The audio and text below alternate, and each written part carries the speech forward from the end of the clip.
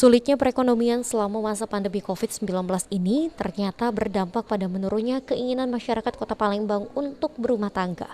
Kepala Kantor Kementerian Agama Kota Palembang, Denny Priyansyah mengungkapkan, selama pandemi ataupun sesudah melandainya pandemi seperti saat ini, pengajuan pernikahan di Kota Palembang menurun drastis. Sebelum pandemi, dalam 1 bulan pengajuan pernikahan dapat mencapai 800.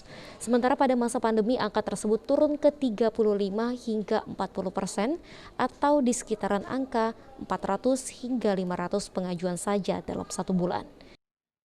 2020 sampai dengan 2021 ini pernikahan di Kota Palembang drastis nurun ya.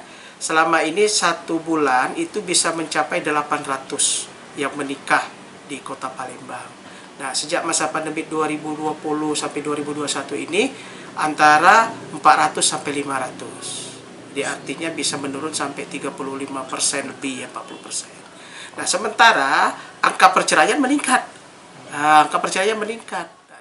Denny menambahkan, turunnya angka pengajuan menikah tersebut diperkirakan sulitnya perekonomian selama masa pandemi, serta banyaknya para pekerja yang di PHK, dan juga banyaknya masyarakat yang ragu untuk melaksanakan pernikahan karena banyaknya aturan yang perlu diperhatikan. Sandi Pratama, PAL TV.